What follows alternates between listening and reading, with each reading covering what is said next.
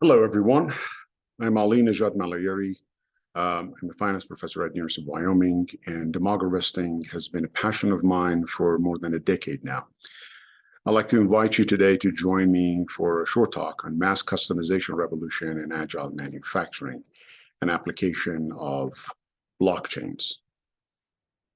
We used to be in a species that on industry was organized in a bespoke, custom-made way. We made fantastic things with perfect fit for clients that we knew very well, some of whom were lifelong friends and neighbors. But the cost was that we could not produce too many, and it would take a long time to make what we were making. The Industrial Revolution changed that. We were able to increase the volume, reduce the cycle of production, serve many, but in turn, we lost that close relationship that we had, and what we produced wasn't really a perfect fit anymore. However, in past few decades, we gained some of what we lost back through the mass customization and mass personalization revolution. We do today have the capacity to still large produce, have the scale, and yet produce something that the clients and the customers like to have because it fits what they need. Now, if you take this and put it in the background that as a species, we organize our economies based on things. We made big, huge things like the pyramids, Great Wall of China, etc. Our creativity was hands-on. We manifested our ideas through our hands into great many things. Whereas today, we live in an idea economy. Our creativity is all digital. And if you just need a proof of that, just look at what our kids play. Some of the games that they play would perfectly represent what I am making the case for today, that they create fantastic things, beautiful things, and all of it is digital. Greg Moffett said, if you can make a film idea in your mind, and if you could follow that idea shot by shot, scene by scene, then the idea is worth making. So allow me to paint a film for you, shot by shot. There are millions, legions of brilliant young American minds today that at a touch of a button, they create unbelievably beautiful creations. They have absolute mastery of digital ideation. And if you ever doubted that, you can only recall when you ask your little kid to help you with your smartphone. And they are the masters of rapid innovation. And if you ever doubt that, you could just check the legions of influencers, young influencers that are changing the lives of millions today.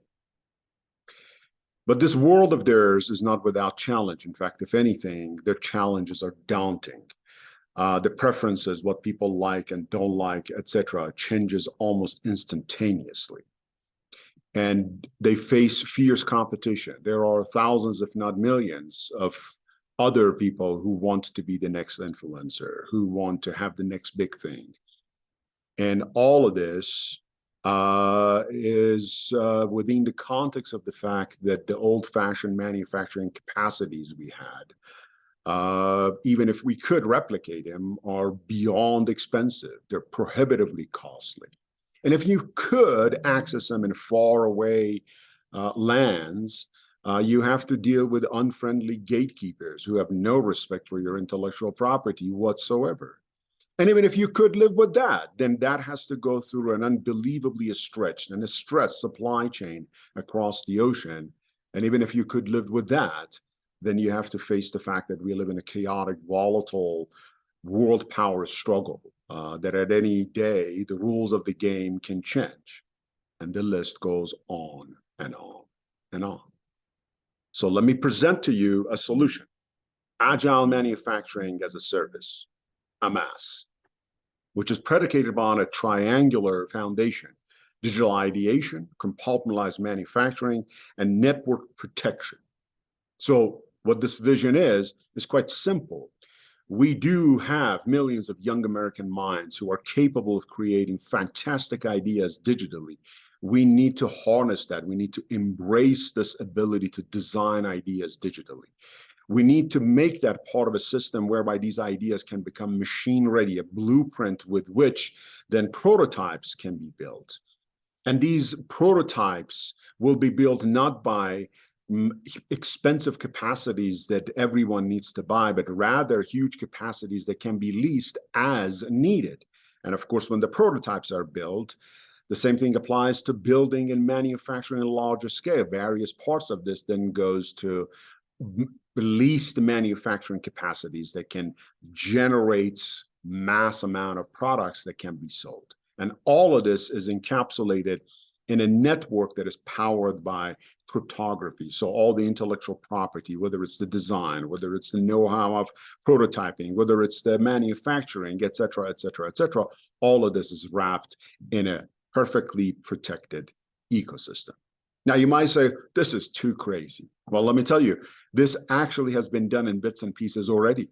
Proto Lab, in their webpage, they tell you this is for prototyping on demand. Stratasys, which is one of few, they tell you that this is manufacturing on demand.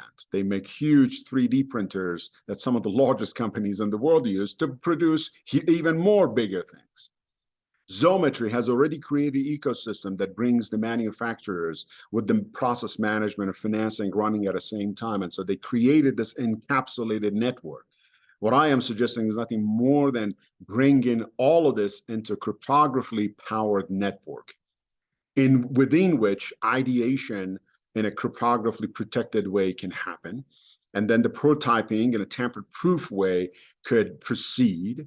This prototypes then can be put up for bids for parts in a peer-to-peer encrypted way.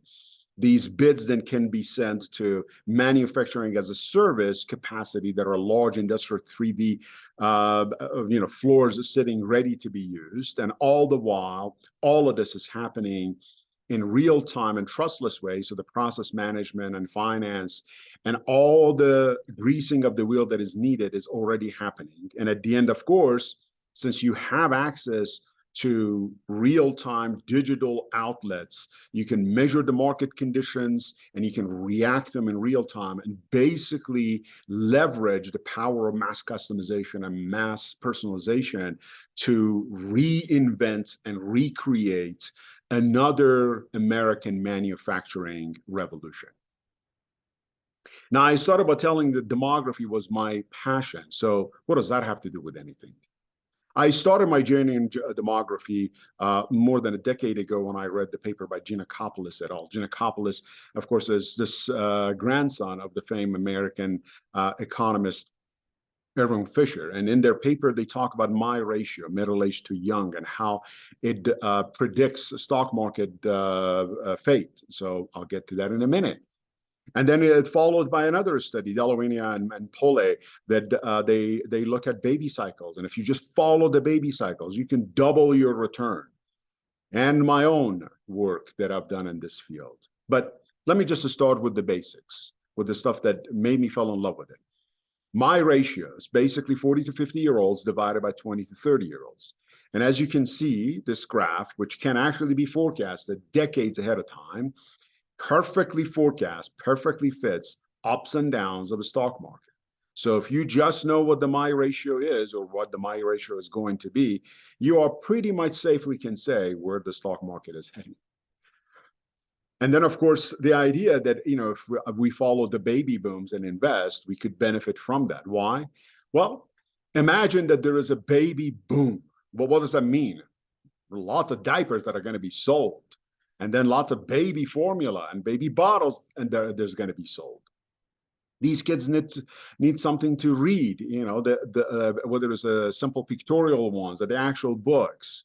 And then they need toys, bicycles. They grow a little bit older and they go to school. They need to graduate, all the cost that comes with college, schooling, etc. And then they find their own jobs. They want to buy their own new fancy car, that it's their own sort of a mark on the world. They get older and they make their own families and they want to have a house and a home of their own. And eventually they grow older and they retire and they want to travel the world. They want to do cruising and all of that. And at some point, this all ends, which basically means now the funeral homes are going to be having a baby boom moment. But the fact of the matter is, if you followed that wave, that tsunami of baby boom, you would make a return that even Warren Buffett would be jealous of. Now, my own experience with this was with this company called Intuitive Surgical. Intuitive Surgical makes these things, the Da Vinci surgeon machines. And, these are fascinating, unbelievably expensive machines. And if you thought this was just a fad, this is their stock price for almost 2 decades. It's a quintessential definition of a skyrocketing. Now, while, I have to give the disclaimer, I had this stock for a while, unfortunately, not all the way through, my bad. But, I never understood. I understood what the business model was. I understood how they make money, et cetera, et cetera. I never understood why is it that the hospitals are so fell in love with these things? I mean, after all, having a surgeon is a whole lot cheaper than having these things. Until one day, I started talking to an OR nurse friend of mine, and she was retired. And I asked her the question, and she laughed. She said, look, when you and I were growing up, we were forced to write cursive, calligraphy, et cetera, et cetera. So we were forced to practice with our hands, and we developed the dexterity that then few of us take it to such high levels that they became the world-class surgeons. This new generation doesn't have that, but what they do have is that they played video games with joysticks for 2 decades. So the dexterity they developed is moving that joystick, with which now they can move the robots. This was the first time I realized we destine our own fate. An entire industry, an entire business model is created based on the talent we have, our innate capabilities, our demography. So if you take that to the next level, what that means is we have to embrace the resources and talents that we have today. These millions of brilliant young minds that have the capacity to do digital ideation, they need to be embraced. And we need to build our business models, our own industries more effectively according to the gifts that we have, and not fight with the future that we all deserve. I hope that you enjoyed the talk, and I hope that this has been a fruitful thought, and hopefully it would lead to something even bigger. Thank you.